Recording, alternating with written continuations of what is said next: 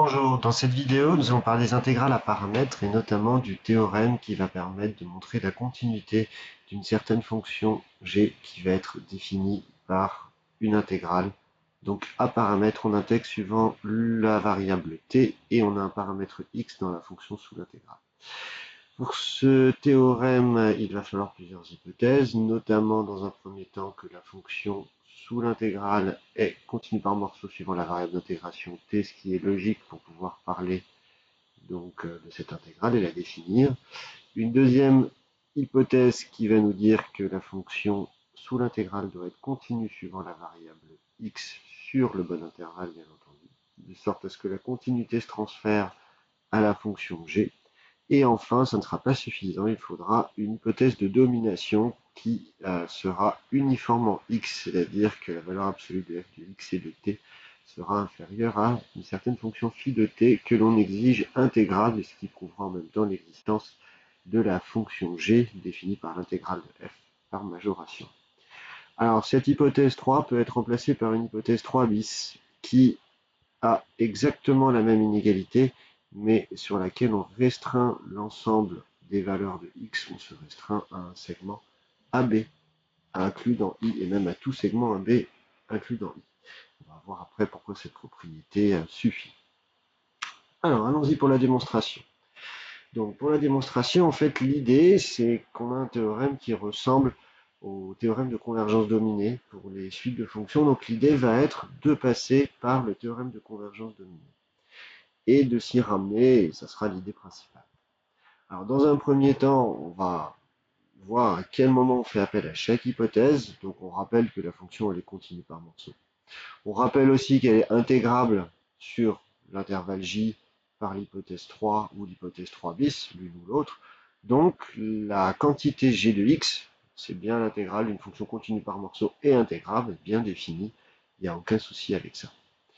Maintenant, il va falloir étudier la continuité de la fonction g en un point A précis de l'intervalle i. Et pour ça, on va essayer de se ramener au théorème de convergence dominée. Donc, on va passer de la continuité à des limites de suite. Et ça, ce qui nous permet de le faire, c'est la caractérisation séquentielle de la continuité. Donc, au lieu de prendre un élément x dans i qui converge vers a, on va prendre une suite xn d'éléments de i qui convergent vers a. Et dans ce cas-là, on va faire un petit jeu d'écriture. On ne va pas calculer g de x, mais g de xn. Et on va tout simplement introduire xn à l'intérieur de l'intégrale. Et donc, au final, on va l'appeler fn, notre fonction.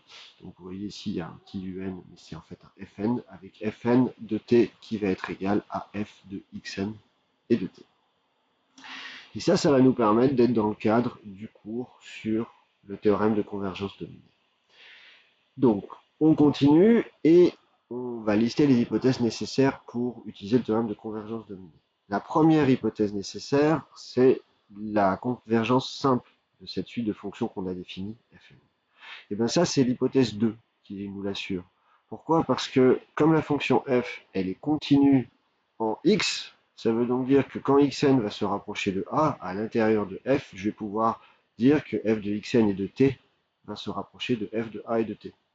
Que je vais du coup noter f infini de t, qui sera donc la limite simple de la suite de fonctions fn en la variable t sur l'intervalle j en entier. Et donc j'ai bien ma convergence simple. Maintenant, l'hypothèse de majoration. Il faut une hypothèse de majoration sur les fn uniformément en n. Bah, tout simplement, si je relis l'hypothèse 3, on va cette fois-ci prendre l'hypothèse 3, on va avoir que chaque fn est bien entendu continu par morceau et f infini aussi, le f infini que j'ai défini au-dessus. Et puis on va avoir, en reformulant l'hypothèse 3, que fn de t est toujours inférieur au même phi de t, comme c'est indépendant de x, c'est donc indépendant de n, puisque j'ai posé x égale xn, et ma fonction phi est intégrale. Donc mon théorème de convergence dominée s'applique, et j'en déduis du coup que g de xn, qui est donc l'intégrale de fn de t dt, va converger vers l'intégrale de f infini de t, mais l'intégrale de f infini de t, c'est l'intégrale de f de a et de t, c'est-à-dire c'est g de a.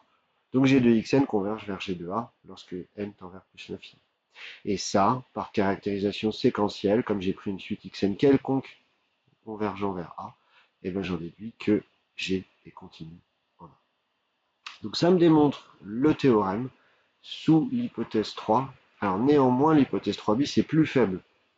Donc il faut quand même faire la preuve dans le cas 3 bis. Et ben c'est pas très difficile parce que si j'efface tout et que je regarde juste ce qui change, bah en fait on se rend compte que on a exactement les mêmes conclusions.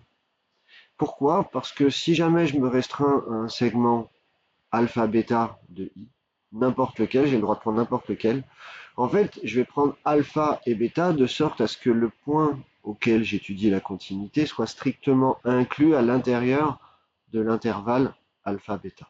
Et dans ce cas-là, j'aurai les mêmes conclusions.